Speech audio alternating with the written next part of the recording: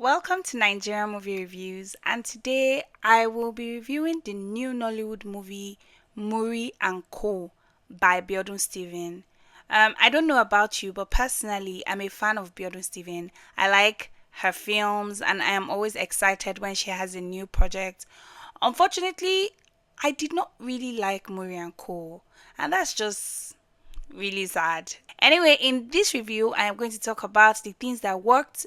I'm going to address the issues that I noticed while watching this film. And at the end, I am going to rate this film on a scale of 1 to 10. So if you have seen this film, stick with me. I would like to hear your thoughts. I'd like to hear what you think about my review.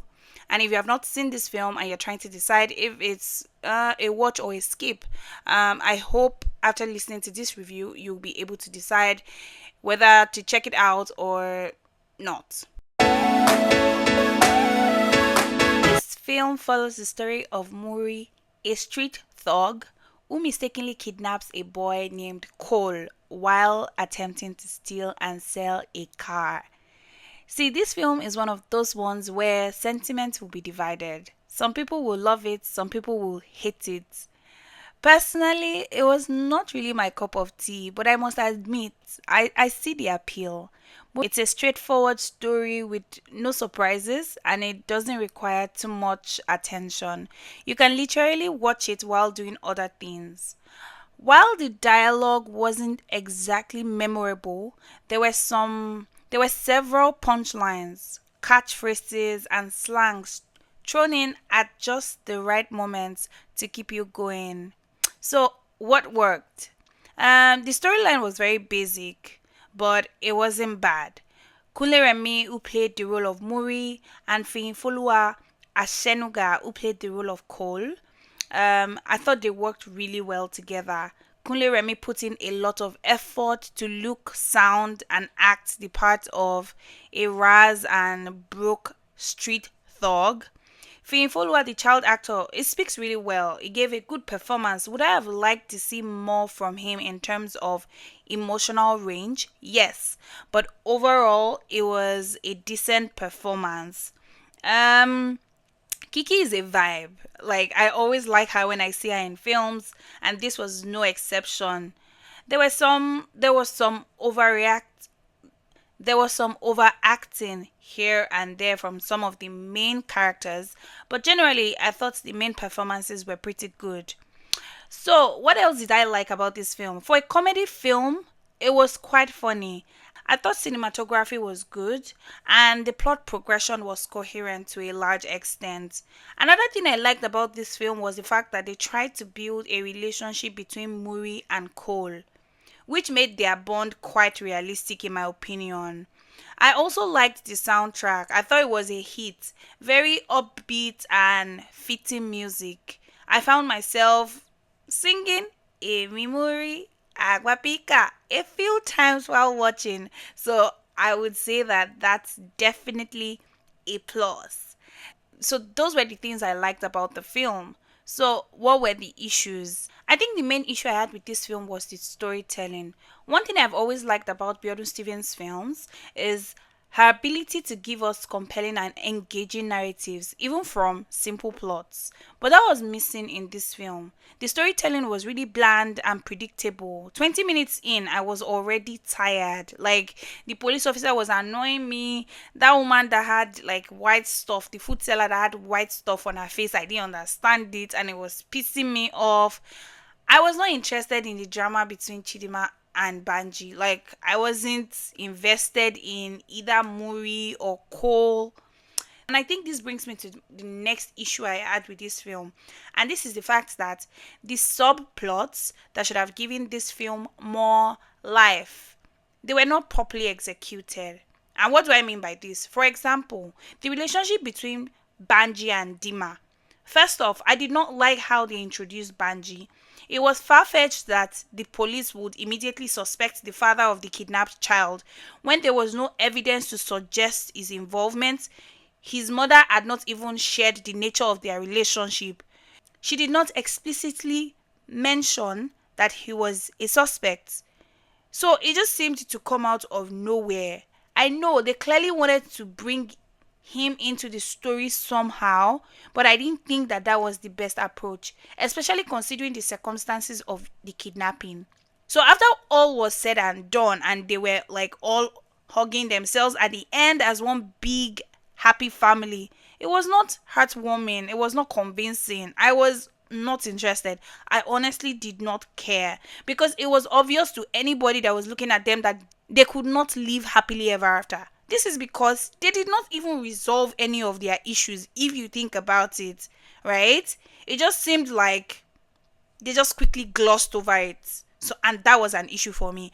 Another issue I had with this film was with acting and casting. I know I mentioned initially that the main characters did a good job, and yes, I think so. They did a pretty good job.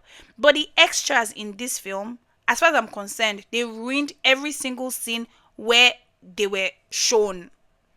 Like, I mean, the street thugs who tried to hurt Cole, they all looked awkward just standing there.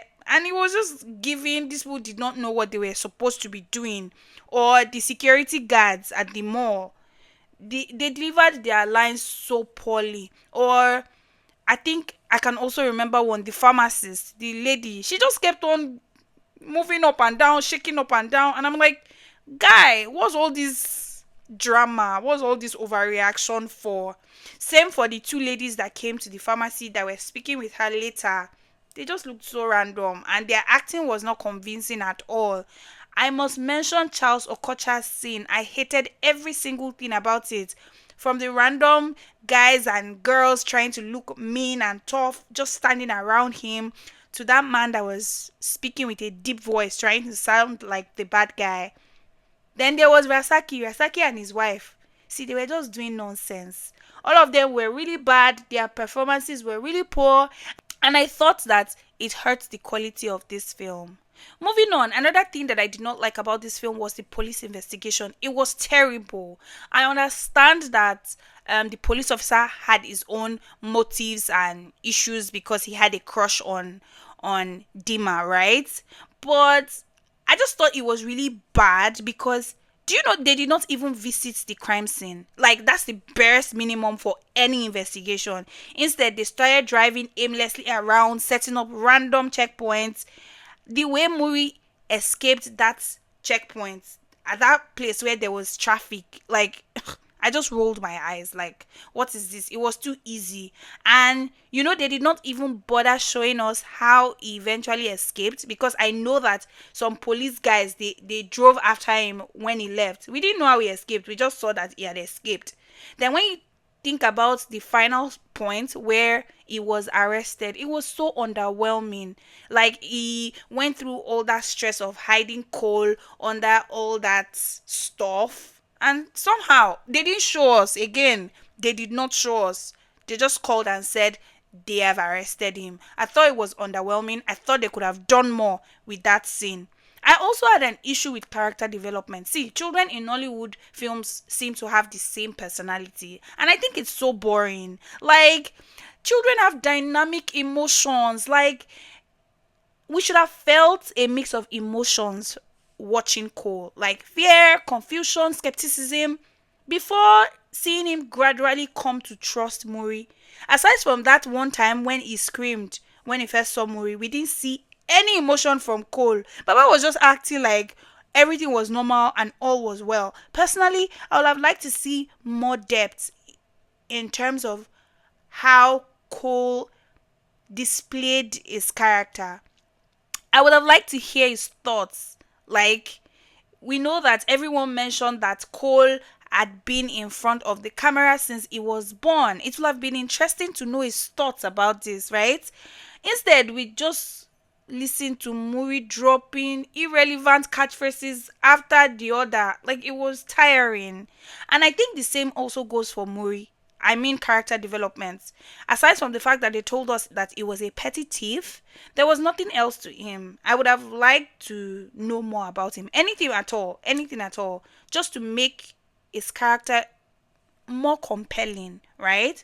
As I round up this review, I must mention that I found it really odd that Cole's grandmother forgot about her grandchild. Like, if you remember that scene, she was on the phone talking to her daughter, right, about him.